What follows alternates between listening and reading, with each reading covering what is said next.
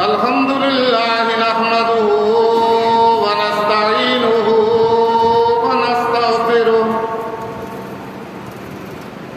ونؤمن به ونتوكل عليه ونعوذ بالله من شرور أنفسنا ومن سيئات أعمالنا من يهده الله فلا مضل له ومن يضلله فلا هادي له ونشهد أن لا إله إلا الله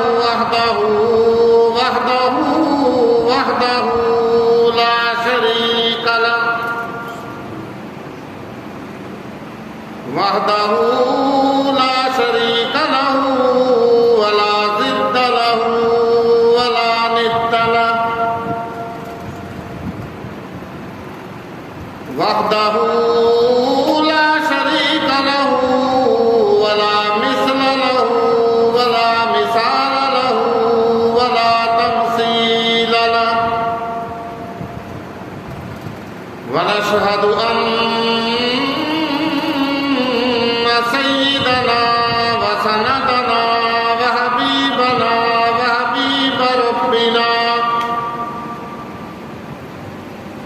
وحبيبنا وحبيب ربنا وطبيبنا وطبيب قلوبنا ومولانا محمد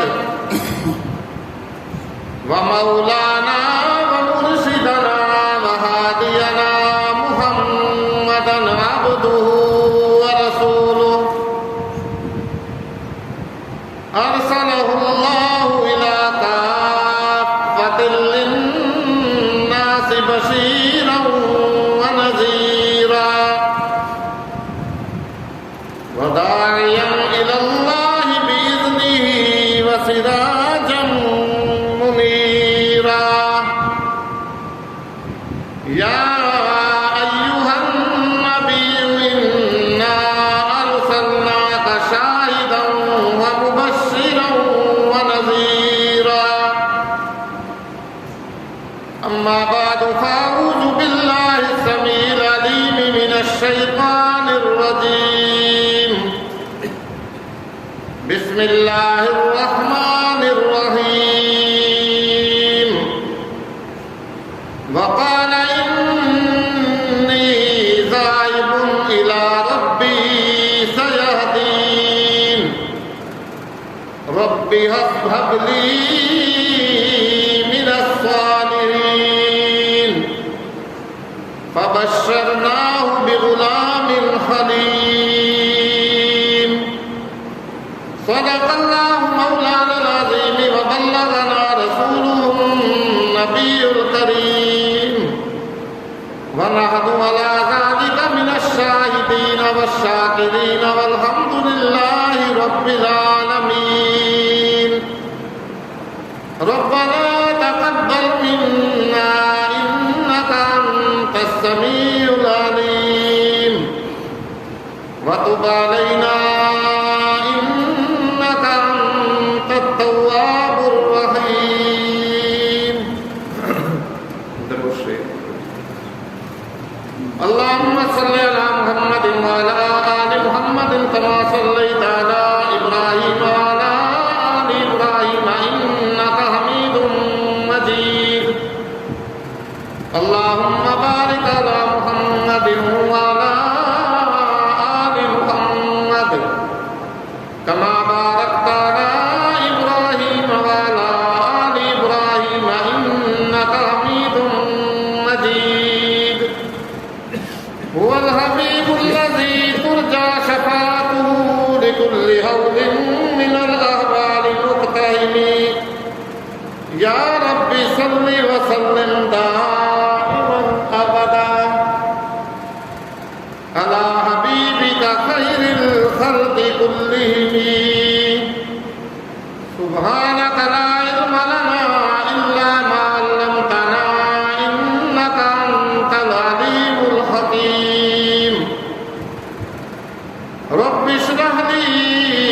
صدري ويسر لي أمري واحلل عقدة من لساني يفقهوا قولي اللهم رب زدني علما اللهم رب زدني علما اللهم رب زدنا علما.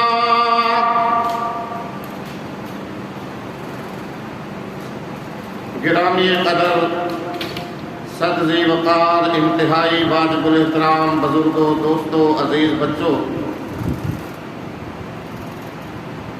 کافی دنوں سے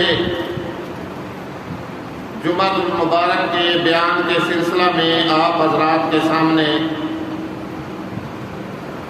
سیدنا ابراہیم علیہ السلام کی آزمائش اور ان پہ آنے والے امتحانات کے متعلق بیان کا سلسلہ جاری اور ساری ہے.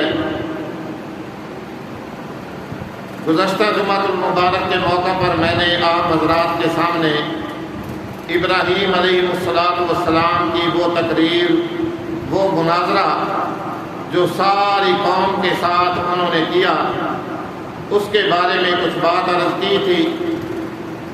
بحث مباحثہ میں، مناظرہ میں جب وہ لوگ سیدنا ابراہیم علیہ السلام سے شکست کھا گئے، اپنے دلائل میں، بحث مباحثہ میں پیچھے رہ گئے، تو بات مختصر بادشاہ وقت نے بھی اور سارے معاشرہ کے لوگوں نے، ساری قوم نے، سارے خاندان والوں نے مل جل کر کے یہ پروگرام بنایا، ایک منصوبہ بنایا. قالوا حرقوه وانصروا آلهتكم ان کنتم فاعلین. کہ لوگوں، اگر تم اپنے ان الہوں کا، ان خداؤں کا، ان معبودوں کا، بات دیکھو نا، قرآن بیان فرما رہا ہے کہ اگر تم ان اپنے الہوں کا، ان کو وہ خدا مانتے تھے اور الہ مانتے تھے، لیکن طاقت ان کے اندر ذرا برابر بھی نہیں تھی کہ وہ ابراہیم سے اپنا انتقام ہی لے لیتے. تو لوگ کہہ رہے ہیں، بے وقوفی کی انتہا ہے کہ اگر تم نے اپنے ان خداؤں کا، ان الہوں کا انتقام لینا ہے، اس ابراہیم سے بدلہ لینا ہے نا، تو پھر ایسے کرو کہ اس کو آگ کے اندر جلا دو، تاکہ ہمیشہ کے لیے یہ معاملہ ہی ختم ہو جائے، یہ کانٹا ہی ہمارے درمیان سے نکل جائے. حرقوه وانصروا آلهتكم ان کنتم فاعلین. اگر تم کچھ کرنا چاہتے ہو، انتقام لینا چاہتے ہو، اپنے خداؤں کا، الہوں کا بدلہ لینا چاہتے ہو، تو اس ابراہیم کو آگ کے اندر جلا دو، سارا معاملہ ہی ہمیشہ کے لیے ختم ہو جائے گا. بات مختصر، وقت تھوڑا ہوتا ہے. آزمائش دیکھیے، امتحان دیکھیے اللہ کے پیغمبر کا. باپ مخالف، بادشاہ وقت مخالف، سارا معاشرہ مخالف، ساری قوم مخالف، لیکن اللہ کا پیغمبر سیدنا ابراہیم علیہ السلام تن تنہا اور اکیلا استقامت کا پہاڑ بن کر کے سب لوگوں کے سامنے ڈٹا ہوا ہے، اللہ کی توحید بیان کرنے کے لیے، اللہ کی وحدانیت کا پرچار کرنے کے لیے. منصوبہ بنایا، پروگرام بنایا، اعلان کیا کہ سب جو ہے نا بڑھ چڑھ کر کے اس کام میں حصہ لیں، لہذا لکڑیاں اکٹھی کی جائیں، بالن اکٹھا کیا جائے، دور ایک چٹگل میدان کے اندر بہت بڑا ایک آگ کا کھلیان تیار کیا جائے. علماء مفسرین لکھتے ہیں کہ 1 مہینہ تک اس کھلیان کے لیے بالن اکٹھا کیا گیا. 1 مہینہ تک بالن اکٹھا کرنے کے بعد، لکڑیاں اکٹھی کرنے کے بعد، پھر اس کے اندر آگ دہکائی گئی، آگ جلائی گئی. آگ بھی اتنی بلند ہو رہی تھی کہ اس کے شعلے آسمان کو چھو رہے تھے. جو بھی پرندہ وغیرہ اوپر سے اڑ کر کے گزرتا تھا وہ جھلس کر کے نیچے آ جایا کرتا تھا. اتنا بڑا آگ کا کھلیان تیار ہو گیا اللہ کے پیغمبر ابراہیم علیہ السلام کو اس آگ میں پھینکنے کے لیے. آگ دور دور تک جو ہے وہ پھیلی ہوئی تھی، بڑی دور تک لوگوں کو اپنی لپیٹ میں لے رہی تھی. چنانچہ اب سوال یہ پیدا ہوا، مسئلہ یہ پیدا ہو گیا کہ کس طرح اللہ کے پیغمبر کو جو ہے نا اس کے اندر اب پھینکا جائے. جو بھی قریب جائے گا وہ تو جھلس جائے گا، آگ اس کو بھسم کر کے رکھ دے گی، جلا کر کے رکھ دے گی۔ کس طرح اللہ کے پیغمبر کو جو ہے نا اس کے اندر پھینکا جائے؟ شیطان نے ان کو ایک پٹی پڑھائی، ایک طریقہ بتایا کہ منجنیق ایک چیز ہوتی تھی، گوپیا بھی جس کو کہتے ہیں، کہ وہ تیار کیا جائے اور اس کے اندر اللہ کے پیغمبر کو بٹھا دیا جائے۔ تو اس لیے اس کے اندر بٹھا کر کے اور اللہ کے پیغمبر کو آگ کے اندر پھینک دیا جائے۔ چنانچہ شیطان کی اس پٹی پڑھائی ہوئی کے مطابق اللہ کے پیغمبر سیدنا ابراہیم علیہ السلام کو اس آگ کے اندر پھینک دیا گیا۔ آگ کے اندر پھینک دیا گیا۔ اللہ کی ساری مخلوق جو ہے وہ چلا اٹھی، حتیٰ کہ فرشتے بھی سیدنا ابراہیم علیہ السلام کی خدمت میں حاضر ہوئے کہ اے ابراہیم ہماری کچھ مدد کی ضرورت ہو۔ فرمایا ضرورت تو ہے لیکن تم سے نہیں ہے، میرا اللہ مجھے دیکھ رہا ہے، وہ خود میری نصرت فرمائے گا، میری امداد فرمائے گا۔ بہرحال آگ کے اندر چلے گئے۔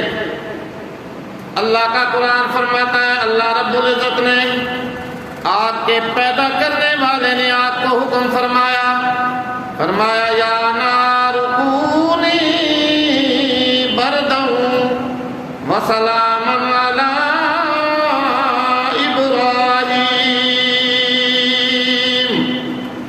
وارادوا به كيدا فجعلناهم الاخسرين۔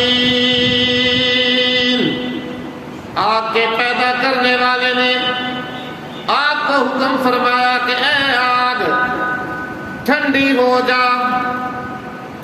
روئے زمین پہ علماء لکھتے ہیں، مفسرین لکھتے ہیں کہ روئے زمین پہ جہاں جہاں بھی اس وقت آگ جل رہی تھی ساری کی ساری آگیں اپنی اپنی جگہ ماند پڑ گئی، ٹھنڈی پڑ گئی، اور انہی آگوں کا ایک حصہ بند کر کے یہ آگ بھی جو سیدنا ابراہیم علیہ السلام کے لیے تہکائی گئی تھی، جلائی گئی تھی، بہت بڑا خلیان تیار کیا گیا تھا، وہ بھی اس کا حصہ بند کر کے ٹھنڈی پڑ گئی اور ماند پڑ گئی۔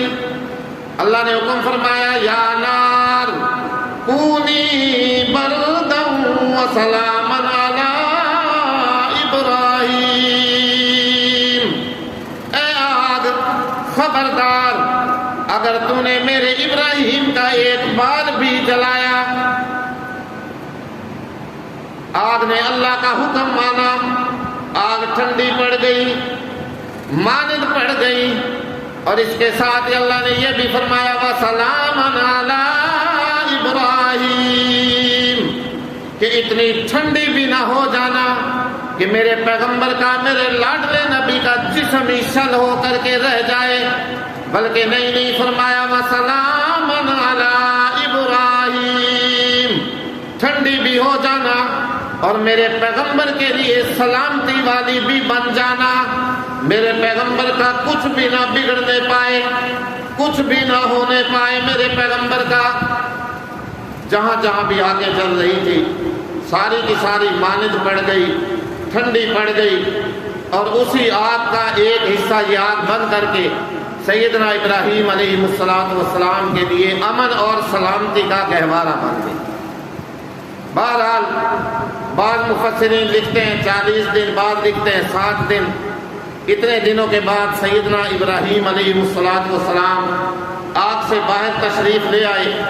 علماء لکھتے ہیں کہ ابراہیم علیہ السلام کا ایک بال بھی نہ جلنے پایا، حتیٰ کہ جن رسیوں کے اندر جکڑ کر کے باندھ کر کے اللہ کے پیغمبر کو آگ کے اندر پھینکا گیا تھا وہ رسیاں بھی جل کر کے خاک ہو گئی، لیکن اللہ کے پیغمبر کے جسم پہ ایک خراش تک بھی نہ آنے پائی۔ جنت کا سما اللہ نے وہاں بنا دیا آگ کے اندر ہی، اس کو ساری طاقتیں ہیں، اس کو کوئی پوچھنے والا نہیں ہے کہ یا اللہ تو نے یہ کیوں کیا یا یہ کیوں نہیں کیا، وہ جو چاہے کر دے۔ آگ کے اندر جنت کا سما، اور ابراہیم علیہ السلام فرمایا کرتے تھے کہ میری زندگی کے یہ بہترین دن تھے جو آگ کے اندر گزرے۔ کتنا بڑی آزمائش، کتنا بڑا امتحان، باپ کو چھوڑا، خاندان والوں کو چھوڑا، سارے معاشرہ کو چھوڑا جی، اور پھر اللہ نے حکم فرمایا میرے پیغمبر آگ میں چھلانگ لگا دے۔ آگ میں چھلانگ لگانے کے لیے اللہ کا پیغمبر تیار ہو گیا۔ بہرحال اس کے بعد ابراہیم علیہ السلام جب ہر طرف سے مایوس ہو گئے اور سوائے آپ کے بھانجے سیدنا لوط علیہ السلام کے علاوہ آپ پہ کوئی بھی ایمان نہیں لایا، تو اس وقت ارادہ فرمایا کہ میں اس دارالکفر کو، کفر والی زمین کو چھوڑ کر کے کہیں دارالاسلام کی طرف ہجرت کر جاؤں، کہیں اور یہاں سے چلا جاؤں جہاں میرا ارباب مجھے اپنی عبادت کرنے کی توفیق عطا فرمائے۔ اللہ کا قرآن فرماتا ہے وَأَرَادُوا بِي كَيْدًا فَجَعَلْنَاهُمُ الْأَخْسَرِينَ۔ اللہ نے ان کے سارے ارادوں کو، سارے پروگراموں کو، سارے منصوبوں کو خاک میں ملا دیا، اور اللہ کا پیغمبر ابراہیم علیہ السلام صحیح سلامت آگ سے باہر آ گئے۔ فرمایا وَقَالَ إِنِّي ذَاهِبٌ إِلَىٰ رَبِّي سَيَهْدِينِ، اور میں اس دارالکفر کو چھوڑ کر کے یہاں سے ہجرت کر کے کہیں اور چلا جاؤں گا۔ بات مختصر، سیدنا ابراہیم علیہ السلام نے عراق کا علاقہ چھوڑ کر کے ملک شام کی طرف ہجرت کا پروگرام بنا لیا۔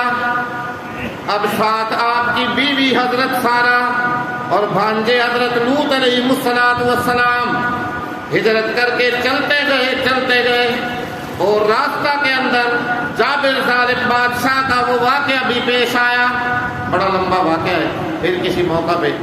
چنانچہ اس بادشاہ وقت نے جب حضرت سارہ کی کرامت دیکھی، چنانچہ اس نے اپنی ایک بیٹی جو ہے نا حضرت ہاجرہ علیہ السلام، وہ گفٹ کے طور پہ، ہدیہ کے طور پہ مائی سارہ کے حوالے کر دی کہ یہ آپ کی خدمت کرے گی۔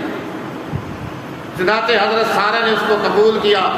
ابراہیم علیہ السلام ہجرت کر کے ملک شام میں پہنچ گئے، اور ابھی تک ابراہیم علیہ السلام نرینہ اولاد سے محروم تھے، کوئی بھی اولاد آپ کے ہاں نہیں تھی۔ بظاہر بڑھاپے کا زمانہ آ گیا تھا، مائی صاحبہ بھی اولاد جنم دینے کے قابل نہیں رہی تھی۔ چنانچہ وہاں پہنچ کر کے وہ جو حضرت ہاجرہ لونڈی تھی، کنیز تھی، غلام تھی مائی سارہ کی، انہوں نے وہ سیدنا ابراہیم علیہ السلام کو دے دی بطور ہدیہ کی تحفہ کے، ان کو دے دی۔ ابراہیم علیہ السلام نے مائی ہاجرہ سے نکاح فرما دیا، نکاح ہو گیا، ابھی تک اولاد سے محروم ہیں۔ اللہ کے دربار میں گڑ گڑا کر کے عاجزانہ طور پہ التجا کی، عرض کی رب ہب لی من الصالحین۔ قرآن کے الفاظ دیکھیے، رب ہب لی، بولو اللہ کے پیغمبر نے کس سے مانگا؟ نبی کس سے مانگتے آئے؟ صحابہ کس سے مانگتے آئے؟ تابعین کس سے مانگتے آئے؟ تبع تابعین نے کس سے مانگا؟ اولیاء کرام کس سے مانگتے آئے؟ کس سے مانگتے آئے؟ پیران پیر شیخ عبد القادر جیلانی رحمت اللہ علیہ کس سے مانگتے رہے؟ سلطان العارفین سلطان باہو کس سے مانگتے آئے؟ خواجہ معین الدین چشتی اجمیری رحمت اللہ علیہ نے کس سے مانگا؟ نظام الدین اولیاء نے کس سے مانگا؟ قرآن اٹھا کے دیکھیں، احادیث کا مطالعہ کریں، تاریخ کی کتابیں پڑھ کے دیکھیں، اولیاء کرام کی سوانح عمری سوانح حیات کا مطالعہ کریں، سارے کے سارے جب بھی کوئی ضرورت پیش آئی، چھوٹی سی چھوٹی، بڑی سے بڑی، اللہ کے سامنے اپنے آپ کو سجدہ ریز کیا، اللہ کے سامنے جھکے، اللہ سے دعائیں مانگی، گڑ گڑائے، عاجزی اختیار کی۔ تو ابراہیم علیہ السلام نے عرض کی رب ہب لی من الصالحین، یا اللہ اے میرے رب، اے میرے پروردگار، اے مجھے پالنے والے، میری تربیت کرنے والے، اے میرے پالنہار، مجھے کوئی نیک اور صالح اولاد عطا فرما۔ کس کی دعا کی بھائی؟ نیک اور صالح اولاد۔ اللہ ہمیں بھی یہی دعا کرنے کی توفیق عطا فرمائے، ہر چیز اپنے سے مانگنے کی توفیق عطا فرمائے۔ بہرحال اللہ رب العزت نے اپنے پیغمبر کی دعا آسمان کی فضاؤں کو چیرتی ہوئی عرش معلی پہ پہنچی، اللہ نے اپنے پیغمبر کی دعا کو قبول فرمایا۔ فَبَشَّرْنَاهُ بِغُلَامٍ حَلِيمٍ، اے ابراہیم ہم تجھے ایک ہونہار بیٹے کی خوشخبری سناتے ہیں۔ جبرائیل علیہ السلام خوشخبری لے کے حاضر ہوئے، اے ابراہیم ہم تجھے ایک ایسا بیٹا عطا فرمائیں گے، ایسا بیٹا دیں گے حلیم، جو بڑا ہی تحمل والا، بڑا ہی بردبار ہوگا، بڑی ہی برداشت والا ہوگا، اور اپنی زندگی کے اندر ایسے تحمل کا، ایسی بردباری کا، ایسی برداشت کا مظاہرہ کرے گا کہ قیامت تک آنے والی انسانیت جس کی مثال پیش نہیں کر سکے گی۔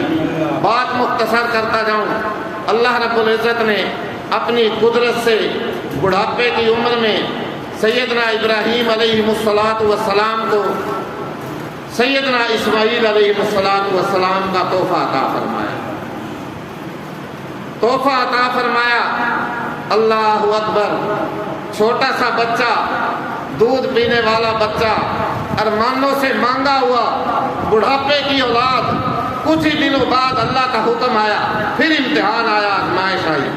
یا ابراہیم اس اپنے چھوٹے بچے، شیرخوار بچے، دودھ پیتے بچے کو اور اس کی ماں ہاجرہ کو حجاز مقدس کا جو مکہ المکرمہ کا جو علاقہ ہے، چٹیل میدان، جہاں نہ پرندہ اپنا گھونسلہ بنا سکے، نہ درندہ اپنی بھٹ بنا سکے، نہ کوئی تجارت، نہ کوئی زراعت کا انتظام، نہ کوئی کھیتی باڑی، نہ کوئی ضروریات زندگی وہاں پہ دستیاب، جا کر کے اس شیرخوار بچے اور اس کی ماں کو جنگل بیابان میں چھوڑا۔ اللہ کا پیغمبر کوئی مشورہ نہیں کرتا، کوئی صلاح بیوی سے، بیٹے سے نہیں لیتا، اور جا کر کے دونوں کو سوار کیا، بات مختصر اس چٹیل میدان کے اندر چھوڑ دیتا ہے، ایک کھجوروں کی تھیلی، پانی کا ایک مشکیزہ ساتھ رکھ دیتا ہے، خود واپسی کا ارادہ کرتا ہے۔ مائی ہاجرہ پوچھتی ہے، ابراہیم ہمیں اس جنگل بیابان میں کہاں چھوڑ کے جا رہے ہو؟ درندوں کا علاقہ ہے، نہ کوئی پرندہ یہاں پہ پر مارتا ہے، نہ کوئی آدم نظر آتا ہے، یہاں کیوں چھوڑ کے ہمیں جا رہے ہو؟ اللہ کا پیغمبر کوئی جواب نہیں دیتا۔ دوسری دفعہ پھر مائی بولی، تیسری دفعہ کہنے لگی، اے ابراہیم اچھا تیرے اللہ نے تو تجھے اسی طرح حکم نہیں دیا ہے؟ اس وقت اللہ کا پیغمبر چہرہ یوں موڑ کے کہتا ہے کہ ہاں ہاجرہ، اس اللہ نے مجھے اسی طرح حکم فرمایا ہے۔ مائی بھی پیغمبر کی بیوی، صابرہ شاکرہ بیوی، کہنے لگی جاؤ ابراہیم پھر بڑے شوق سے چلے جاؤ، جس اللہ نے تجھے یہ حکم دیا ہے مجھے بھی اس اللہ پہ پورا بھروسہ اور یقین ہے، وہ کبھی بھی ہمیں بھی ضائع نہیں ہونے دے گا۔ چنانچہ اللہ کا پیغمبر واپس شام کی طرف آ گیا، ماں اور اس کے بیٹے کو چھوڑ دیا۔ بڑا لمبا پھر واقعہ ہے، انشاءاللہ آگے سناؤں گا۔ آج بات مقصد موقع محل کی مناسبت سے جو ہے وہ بات ہے قربانی کی۔ چنانچہ اللہ کا پیغمبر ابراہیم گاہے بگاہے بیٹے کو دیکھنے کے لیے، ماں کو دیکھنے کے لیے وہاں تشریف لے آتے ہیں، کچھ نہ کچھ سامان وغیرہ دیا اور واپس چلے گئے۔ اب وہ بیٹا، ایک روایت میں آتا ہے کہ اسماعیل علیہ السلام کی عمر 13 سال تھی، اور ایک مفسرین لکھتے ہیں، روایت ہے کہ بالغ ہو چکے تھے، بالغ ہو گئے تھے اس وقت۔ اب ابراہیم علیہ السلام پہ سب سے بڑی اور بہت بڑی آزمائش اور امتحان آیا۔ اللہ کا قرآن فرماتا ہے فَلَمَّا بَلَغَ مَعَهُ السَّعْيَ قَالَ يَا بُنَيَّ إِنِّي أَرَىٰ فِي الْمَنَامِ أَنِّي أَذْبَحُكَ فَانظُرْ مَاذَا تَرَىٰ قَالَ يَا أَبَتِ افْعَلْ مَا تُؤْمَرُ سَتَجِدُنِي إِن شَاءَ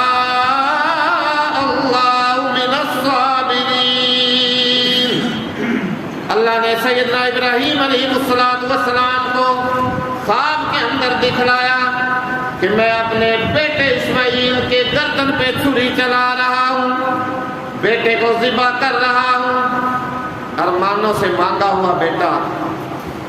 اب وہ جب بیٹا باپ کا سہارا بننے کے قابل ہوا، کام کاج میں ہاتھ بٹانے کے قابل ہوا، ساتھ چلنے پھرنے کے قابل ہوا، بہت بڑی آزمائش اور امتحان آیا ابراہیم علیہ السلام پہ۔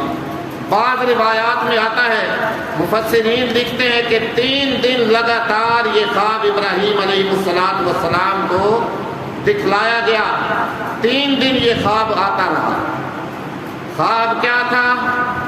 سیدنا ابراہیم علیہ السلام نے بیٹے کے سامنے یہ خواب رکھا، کیونکہ اس میں بیٹے کا بھی معاملہ تھا، تاکہ اس کو اپنے آپ کو ذبح کرانا آسان ہو جائے، بات سمجھ میں آ جائے، بیٹا بھی اللہ کے پیغمبر کا بیٹا اور بعد میں خود بھی پیغمبر بننے والا۔ فرمایا یا بنی انی ارا فی المنام انی اذبحک، اے میرے پیارے بیٹے، قرآن کے الفاظ دیکھیے، یا بنیا، اے میرے پیارے ہونہار بیٹے، بے شک میں نے خواب کے اندر دیکھا ہے انی اذبحک، کہ میں تجھے ذبح کر رہا ہوں، تیری گردن پہ چھری چلا رہا ہوں۔ فانظر ماذا تری، لہذا اب یہ بتا کہ تیری کیا رائے ہے، تیرا اس بارے میں کیا مشورہ ہے۔ اور پیغمبر کا بھائی جو خواب ہوتا ہے نا، خواب وہ اللہ کی طرف سے وحی ہوتا ہے۔ یہ ہمارا اہل سنت والجماعت کا متفقہ اور اجماعی عقیدہ ہے کہ پیغمبر کا اور نبی کا جو خواب ہوتا ہے وہ کیا ہوتا ہے؟ وحی ہوتا ہے، اور اللہ کی طرف سے پیغمبر کو، نبی کو، رسول کو حکم ہو رہا ہوتا ہے کہ اس طرح یہ کام کرو۔ اب یہ بتاؤ، یہ حکم جو ہے اللہ تعالیٰ جبرائیل علیہ السلام کے ذریعے نہیں دے سکتا تھا، یا ان کے ذریعے نہیں یہ حکم بھیج سکتا تھا کہ جاؤ میرے پیغمبر کو جا کے کہہ کے آؤ کہ اپنے بیٹے کو میرے راستہ میں کیا کرو، ذبح کرو۔ وہ تو سکتا تھا، لیکن وہ آزمائش، وہ امتحان جو خواب کے اندر دکھلانے میں تھا، وہ اس طرح کا نہ ہوتا، کیونکہ خواب میں جو آدمی چیز دیکھتا ہے نا، اس کی مختلف تعبیریں کر سکتا ہے کہ یار ہو سکتا ہے اس کا مطلب یہ نہ ہو، یہ ہو، یہ مطلب نہ ہو، یہ تعبیر نہ ہو، اور یہ ہو۔ بڑی تعبیریں ہو سکتی ہیں، بڑی تعبیریں ہو سکتی ہیں خواب کے اندر، لیکن اللہ کا پیغمبر ابراہیم سمجھ گیا کہ اللہ کی طرف سے مجھے بیٹے کو اپنے راستے میں ذبح کرنے کا حکم اللہ دے رہا ہے، حکم فرما رہا ہے۔ تو بیٹے سے رائے معلوم کی، بیٹا بھی پیغمبر کا بیٹا، خود نبی بننے والا،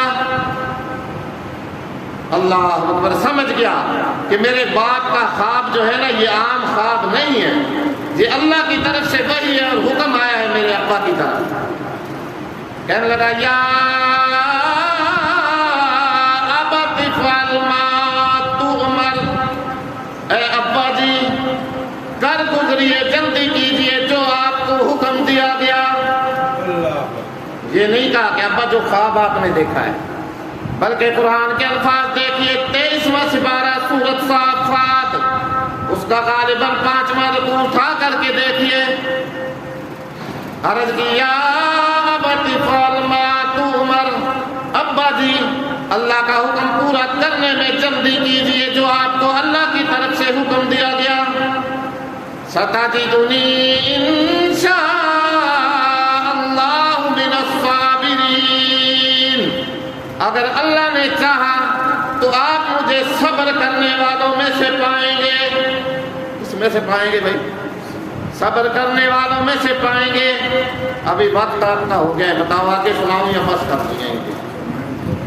بتاؤ سب حضرات، ابھی عوام بازی بھی نہیں ہے۔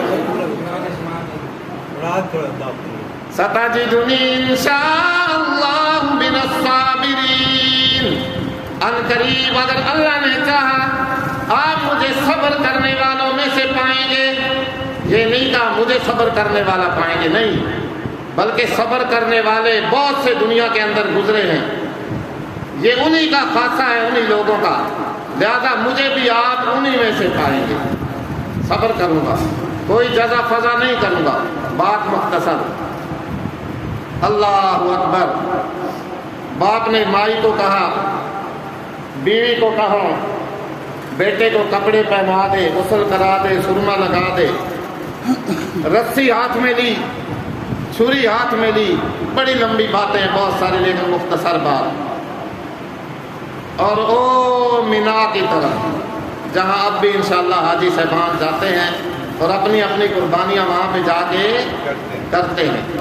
मीना की तरफ मक्कातुल मुकर्रमा से सफ़र शुरू कर दिया, काबतुल्लाह के पास से बेटे को साथ ले करके चल दिए। शैतान रास्ता के अंदर आया, कहने लगा इब्राहिम बेटे को कहाँ लेके जा रहे हो? बहकाने की कोशिश की। सैयदना इब्राहिम अलैहिस्सलाम ने 7 कंकरियां मार के वहाँ से उसको भगाया।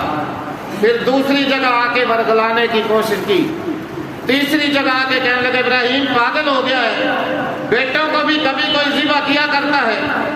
फिर इब्राहिम अलैहिस्सलाम ने 7 कंकरियां मार के उसे भगा दिया। ओ जिसको हम लोग कहते हैं ना बड़े शैतान को कंकरियां मारियां बदुए नु वतरीए नु, वो शैतान नहीं होता, असल में वो जगह है जहाँ इब्राहिम अलैहिस्सलाम को शैतान ने आग बहकाने की कोशिश की, भगा दिया।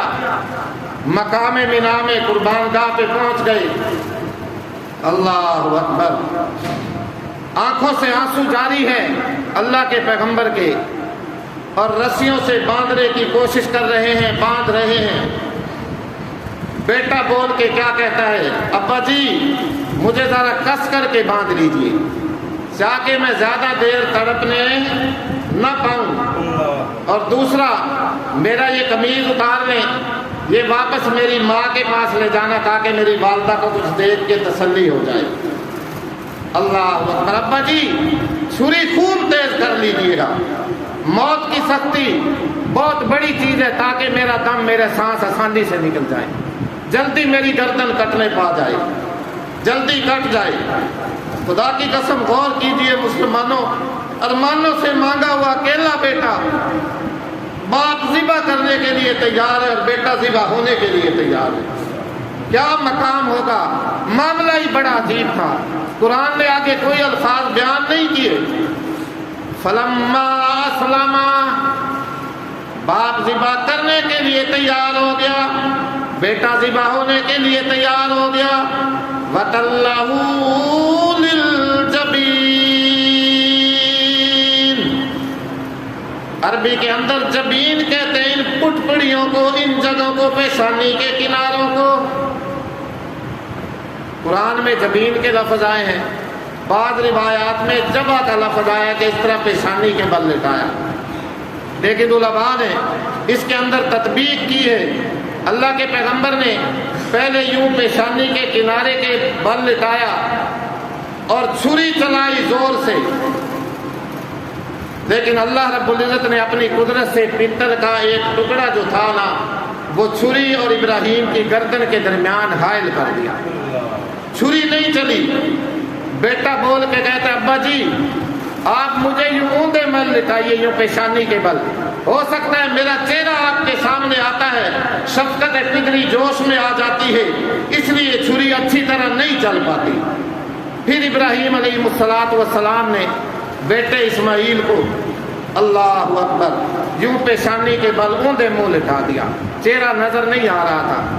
यहाँ शायर तरफ उठता है, कहता है ये फैजान नजर था या के मकतब की किरामत थी,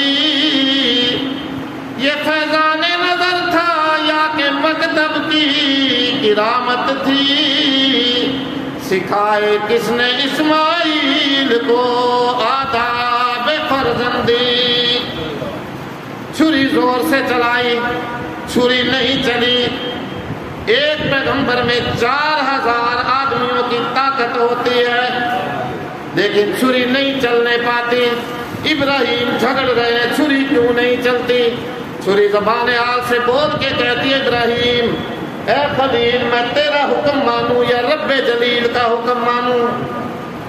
मेरे रब्बे जलील ने मुझे हुक्म दिया है कि मैं तेरे बेटे इस्माइल का एक बाल भी ना काटने पाऊं। اللہ اکبر۔ پیغمبر نے اپنا خواب پورا کیا، اوپر سے آواز آئی وَنَادَيْنَاهُ أَن يَا إِبْرَاهِيمُ قَدْ صَدَّقْتَ الرُّؤْيَا إِنَّا كَذَلِكَ نَجْزِي الْمُحْسِنِينَ إِنَّ هَذَا لَهُوَ الْبَلَاءُ الْمُبِينُ وَفَدَيْنَاهُ بِذِبْحٍ عَظِيمٍ۔